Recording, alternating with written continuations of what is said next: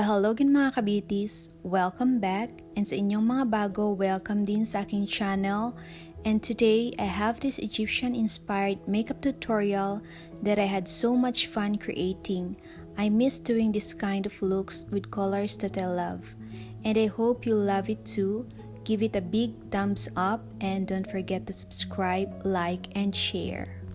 Okay, so let's get started. I am now applying my transition color with the use of a big blending brush.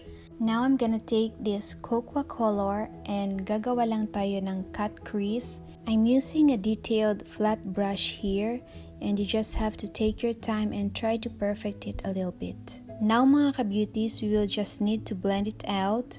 You have to use a blending brush. Now mga ka-beauties, you will just have to clean it out using a concealer with a flat brush.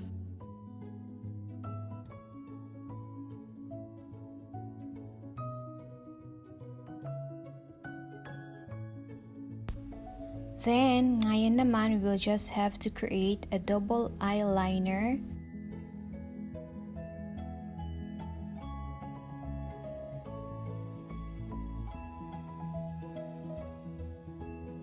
Ngayon naman, maglagay tayo ng black eyeshadow sa outer area and then i-blend lang natin siya.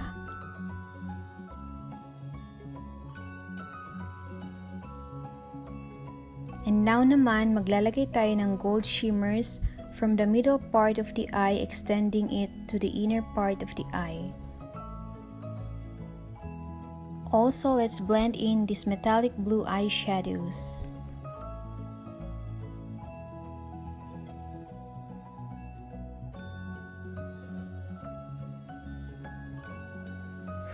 We're almost done sa ating eye makeup and maglalagay tayo ngayon ng light shimmers sa ating inner V ng ating mata. Para sa ating base sa face, I am mixing in Essence Liquid Foundation with this L'Oreal Magic BB Cream. I just love the combination of these two. It just gives my skin that super smooth and super flawless finish.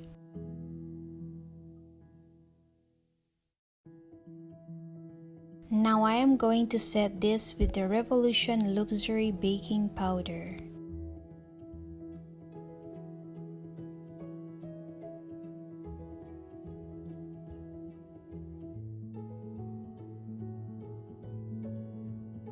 Going back sa ating eye makeup, I'm gonna take a little bit of shimmer and apply it dito sa my lower lash line, all the way from the inner hanggang sa my outer area ng mata.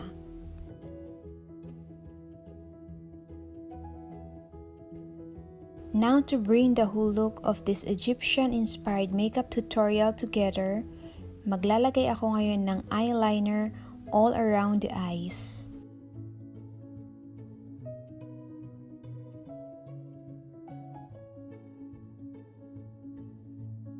This time, we will just make a line underneath ng ating shimmery eyeshadows.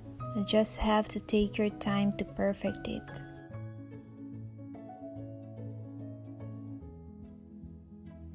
And then after that, we will draw the Egyptian design. Then mga ka-beauties, ulitin natin siyang i-trace using a liquid eyeliner. And going back sa aking face makeup, I'm just gonna bronze this up para medyo mag-lift yung aking face. Then lip serum muna, and now for my lip color, I'll be using this Maybelline Super Stay Matte Ink in the shade Lover. Then we'll top it off with this Essence Melted Chrome Liquid Lipstick. Now let's dab in this golden shadow sa ating lips.